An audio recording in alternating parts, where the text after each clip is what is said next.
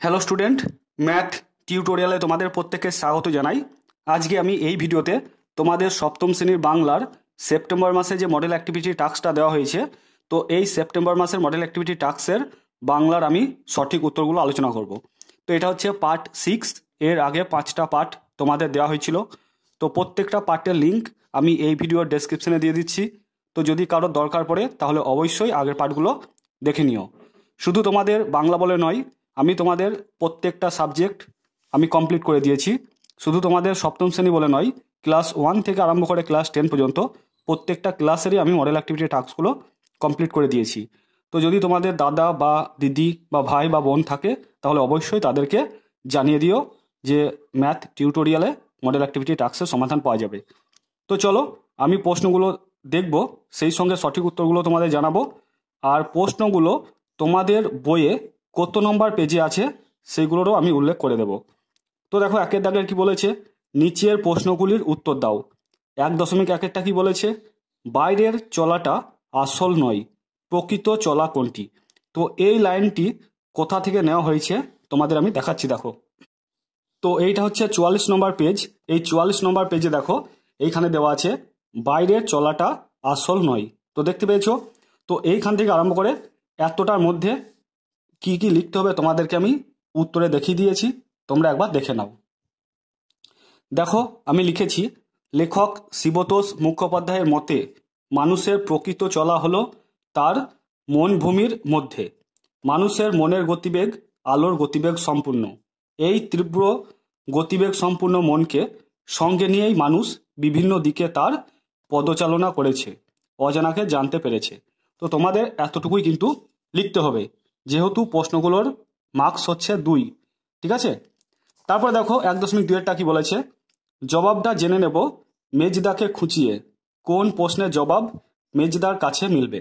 তো এই লাইনটি আমি তোমাদের টেক্সট বই থেকে দেখাচ্ছি, তারপরে উত্তরটা তোমাদেরকে আমি দেখাবো। তো এটা হচ্ছে 47 নম্বর পেজ। 47 নম্বর পেজে দেখো নোট বই আছে সুকুমার রায়ের লেখা। তো এইখানে দেখো লেখা আছে জবাবটা জেনে নেব মেজদাকে খুঁচিয়ে।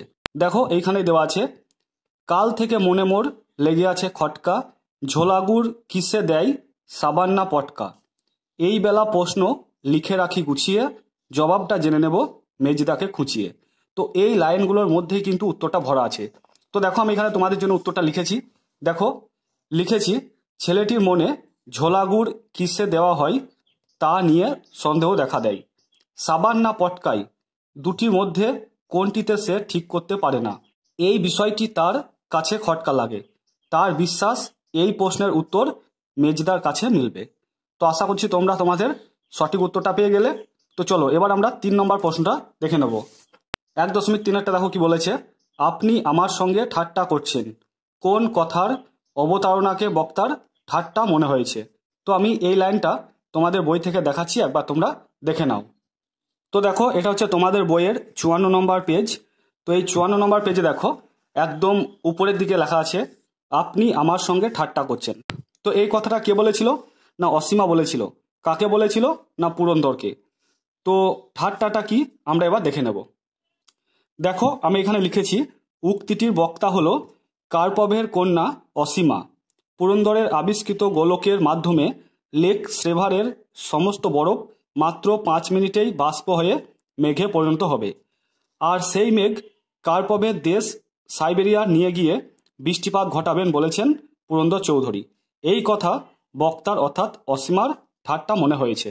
তো তোমরা তোমাদের সঠিক উত্তর পেয়ে গেছো। এবার আমরা 4 নম্বর প্রশ্নটা দেখে নেব। 4 নম্বর প্রশ্নটা কি বলেছে দেখো, জেমস এইচ কাজিন্স কে ছিলেন? তো এটা আমি তোমাদেরকে এবার তোমাদের টেক্সট বই থেকে দেখাচ্ছি। দেখো, তো দেখো এটা হচ্ছে তোমাদের বইয়ের 64 নম্বর পেজ। তো এইখানে লেখা আছে দেখো, দক্ষিণ ভারত পরিক্রমায় বেরিয়ে 1919 সালে রবীন্দ্রনাথ গিয়েছিলেন মদনপল্লী। সেখানকার থিওসফিক্যাল কলেজ এর অধ্যক্ষ এবং রবীন্দ্রনাথের বন্ধু জেমস এইচ কাজিন্স তার সম্মানে এক সভার আয়োজন করেন। তো এখানে বুঝতে পারছো যে মদনপল্লী দক্ষিণ ভারতের একটা জায়গা, সেখানকার থিওসফিক্যাল কলেজ আছে, সেই কলেজের অধ্যক্ষ ছিলেন জেমস এইচ কাজিন্স, আর রবীন্দ্রনাথ ঠাকুরের বন্ধু ছিলেন। তো উত্তরটা আমি দেখো খাতার মধ্যে গুছিয়ে লিখেছি। দেখো আমি এখানে লিখেছি, দক্ষিণ ভারতে মদনপল্লীতে অবস্থিত থিওসফিক্যাল কলেজের অধ্যক্ষ এবং রবীন্দ্রনাথ ঠাকুরের বন্ধু ছিলেন জেমস এইচ কাজিন্স। ঠিক আছে, তো তোমরা তোমাদের সঠিক উত্তর পেয়ে গেছো। এবার আমরা 1.5-টা দেখে নেবো কি আছে। 1.5-টা দেখো বলেছে, এ ছবি আমি পরেও দেখেছি, কোন দৃশ্য বর্ণনা প্রসঙ্গে এ কথা এসেছে। তো এই লাইনটা আমরা প্রথমে দেখে নেব, তারপর উত্তরটা দেখে নেব। তো এইটা দেখো 68 নম্বর পেজ। এই 68 নম্বর পেজে দেখো, তো দেখো এখানে লেখা আছে এ ছবি আমি পরেও দেখেছি। তো এর আগের লাইনটা আমাদের লিখতে হবে, মুখ ভরা ভর্তি পান নিয়ে গলায় বাঁধা হারমোনিয়াম বাজাতে বাজাতে কাজী নজরুল গাইছেন, সেটা লেখক দেখেছেন। ঠিক আছে, সেটা সেই মুহূর্তে দেখেছেন। তার পরবর্তী সময়ে এই রকম ছবি অনেক কিন্তু লেখক দেখেছেন। তো আমি উত্তরটা সাজিয়ে গুছিয়ে লিখেছি, তোমাদেরকে দেখাচ্ছি। দেখো দেখো আমি এখানে লিখেছি, বিদ্যালয় জীবনে লেখক একবার দেখেছিলেন যে কাজী নজরুল ইসলাম মুখে পান ভরে গলায় হারমোনিয়াম বাজাতে বাজাতে গান গাইছেন। এই দৃশ্য প্রসঙ্গে তিনি বলেছেন, এ ছবি আমি পরেও দেখেছি, অর্থাৎ পরবর্তী জীবনে এমন ছবি লেখক অনেকবার দেখেছেন। ঠিক আছে, তো চলো এবার আমরা পরের প্রশ্নতে আসব। পরের 1.6 নম্বর প্রশ্নটা কি বলেছে দেখো, তাদের রাজত্ব হের অক্ষুণ্ণ কেমন? কাদের রাজত্ব কেন অক্ষুণ্ণ রয়েছে বলে কবি মনে করেন?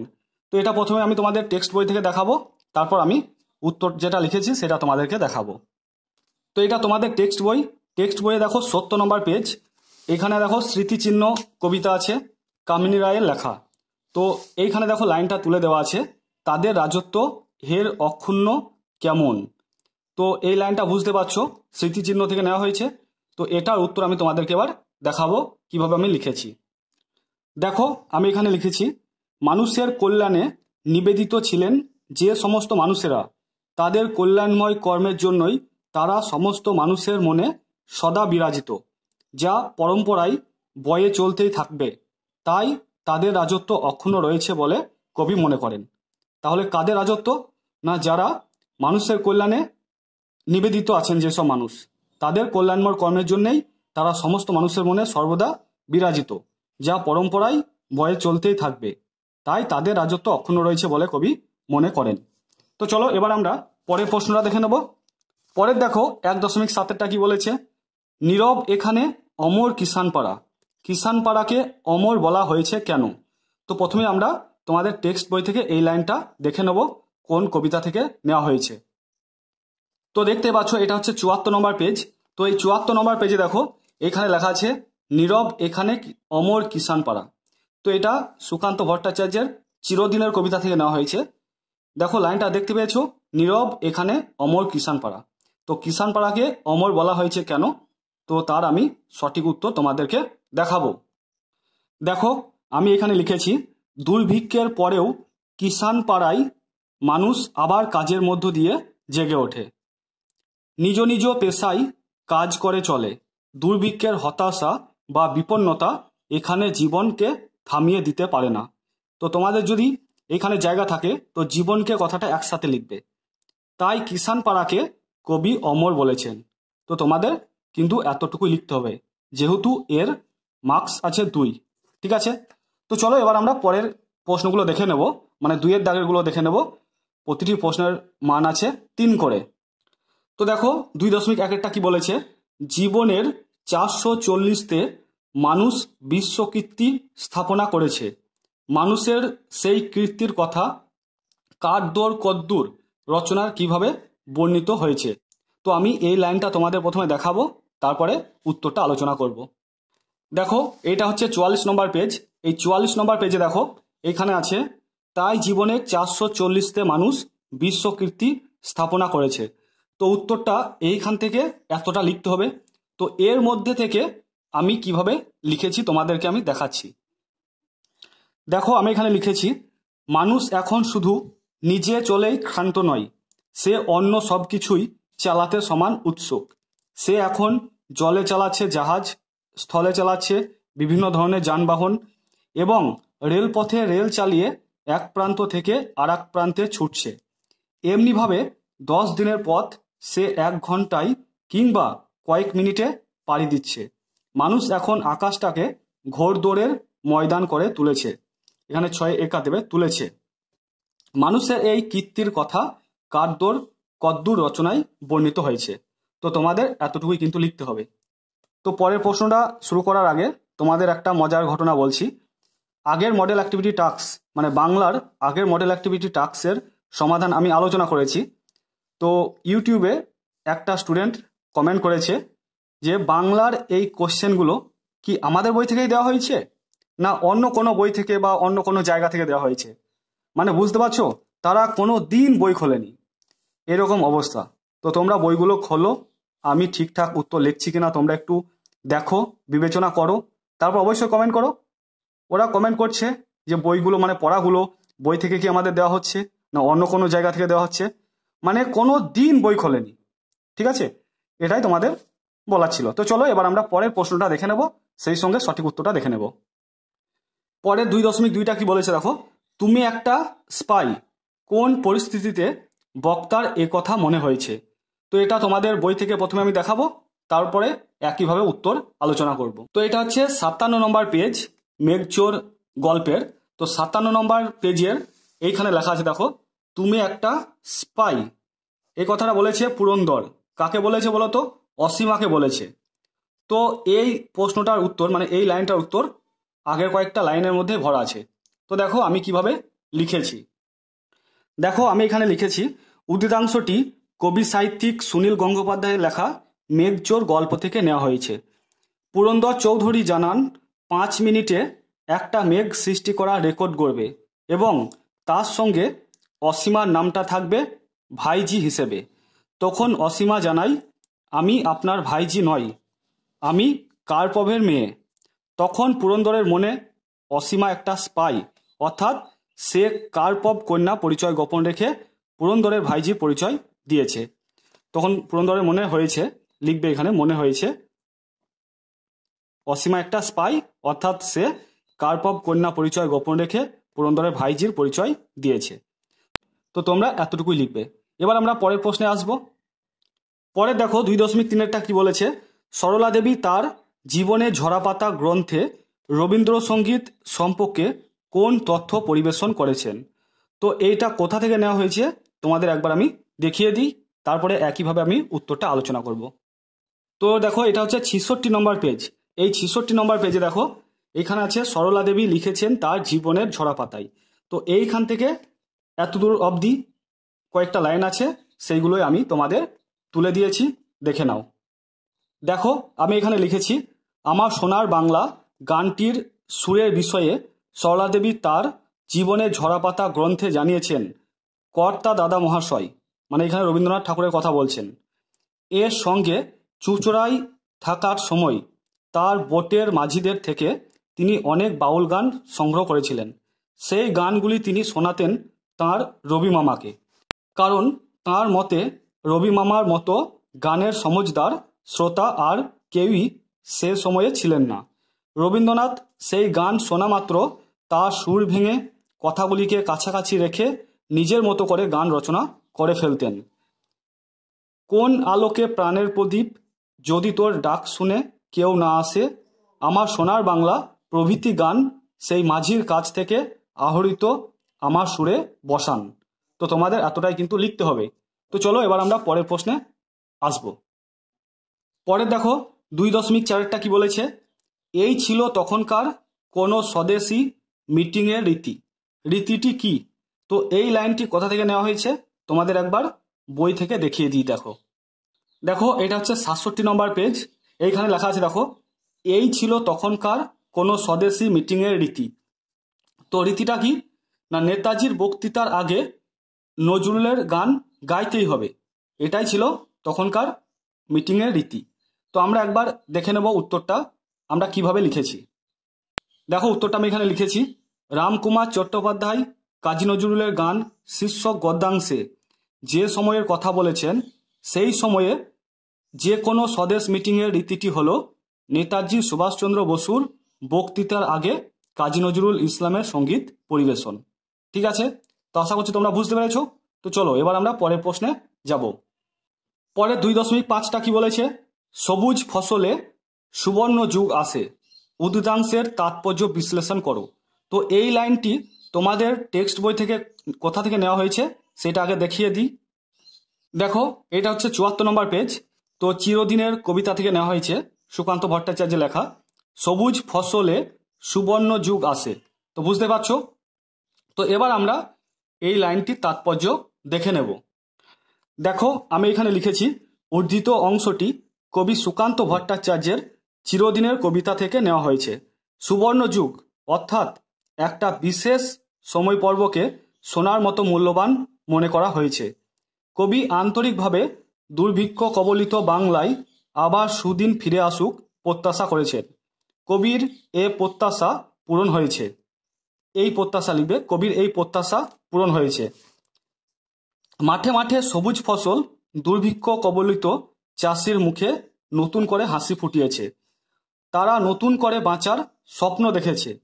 সবুজ ফসল মানুষের অভাব মুছে দেবে। কবির বিশ্বাস, নিরাশার অন্ধকারকে দূরে সরিয়ে সুদিনকে স্বাগত জানিয়ে সবুজের সুবর্ণ যুগ নেমে আসবে বাংলায়। ঠিক আছে, তো তোমাদের এতটুকুই লিখতে হবে। এবার চলো আমরা পরের প্রশ্নগুলোই যাব।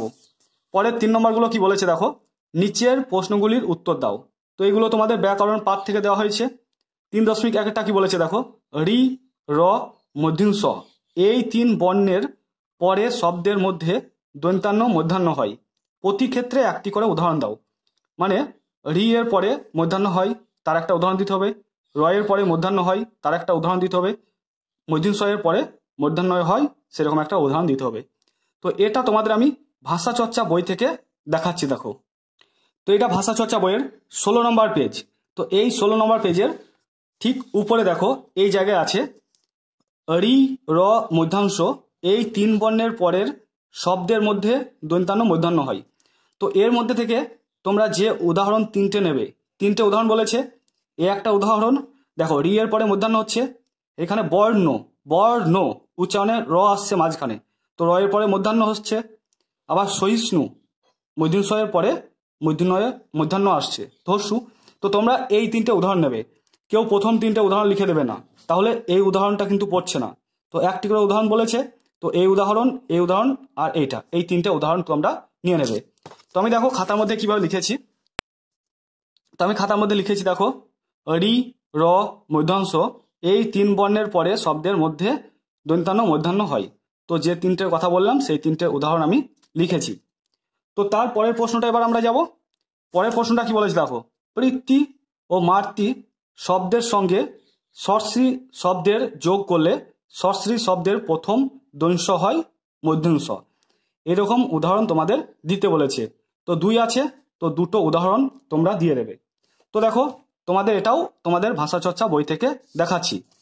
তো এটা হচ্ছে 17 নম্বর পেজ। এই 17 নম্বর পেজে দেখো, এইখানে উদাহরণ 2টো দেওয়া আছে। পৃথ্বী ও মাতৃ শব্দের সঙ্গে সশ্রী শব্দের যোগ হলে সশ্রী শব্দের প্রথম দংশ হয় মূর্ধন্য ষ। এইভাবে হেডিং করবে, দিয়ে 2টো উদাহরণ দিয়ে দেবে। এই 2টো উদাহরণ দিয়ে দেবে। বানানটা একটু লক্ষ্য করো, ময়ে আকার, তয়ে রি, এটা হচ্ছে মূর্ধন্য ষ এ বয়ে, দংশ এ আকার। আর এটা হচ্ছে পৃথ্বী, দেখো পয়ে হসি, তয়ে রি, মূর্ধন্য ষ এ বয়ে, দংশ এ আকার। তো 2টো উদাহরণ তোমরা দিয়ে দেবে। তো খাতার মধ্যে আমি কিভাবে লিখেছি দেখো, খাতার মধ্যে আমি লিখেছি, পৃথ্বী ও মাতৃ শব্দের সঙ্গে সশ্রী শব্দের যোগ হলে সশ্রী শব্দের প্রথম দংশ হয় মূর্ধন্য ষ। তো তোমরা এইভাবে কিন্তু লিখবে। এবার আমরা পরের প্রশ্নটা দেখে নেব। পরের দেখো 3.3টা কি বলেছে, ভাব প্রকাশক ধনাত্মক শব্দের প্রয়োগে একটি বাক্য রচনা করো। তো আমরা এইটা সঠিক উত্তর তোমাদের ভাষা চর্চা বই থেকে একবার দেখিয়ে দিই, তারপরে আমি খাতায় দেখাবো। তো এটা হচ্ছে ভাষা চর্চা বইয়ের 24 নম্বর পেজ। তো এই 24 নম্বর পেজে দেখো, এইখানে লেখা আছে ভাব প্রকাশক ধনাত্মক শব্দের কিছু উদাহরণ দেওয়া হলো। তো এখানে উদাহরণগুলো কি কি, আচমকা তোমার ছায়া দেখে বুকটা ধড়াস করে উঠল। তো এটা একটা উদাহরণ, এটা একটা উদাহরণ, এটা একটা উদাহরণ, এটার একটা, টোটাল 4টে উদাহরণ দেওয়া আছে। তো ধড়াস হচ্ছে ভাব প্রকাশ ধনাত্মক শব্দ, তারপরে ঝিমঝিম হচ্ছে ধনাত্মক শব্দ, মানে ভাব প্রকাশ ধনাত্মক শব্দ। এবার এইগুলোর যোগে বাক্য তৈরি করতে বলেছে। তো আমি এই 2 নম্বর উদাহরণটা নিয়েছি, মাথাটা কেমন ঝিমঝিম করছে। দেখো দেখো প্রথমে আমি হেডিংটা দিয়েছি, দিয়ে লিখেছি মাথাটা কেমন ঝিমঝিম করছে। তো বন্ধুরা, আশা করছি তোমাদের ভিডিওটা ভালো লেগেছে। তো ভিডিওটা যদি ভালো লেগে থাকে তাহলে অবশ্যই ভিডিওটাকে লাইক করো, আর চ্যানেলটাতে যদি নতুন এসে থাকো তাহলে অবশ্যই চ্যানেলটাকে সাবস্ক্রাইব করতে ভুলো না। তোমাদের আমি প্রত্যেকটা মডেল অ্যাক্টিভিটি টাস্কের সমাধান কিন্তু এইভাবেই বই দেখিয়ে করে দেওয়ার চেষ্টা করেছি। ওকে, তো তোমরা সবাই ভালো থেকো, সুস্থ থেকো, থ্যাংক ইউ।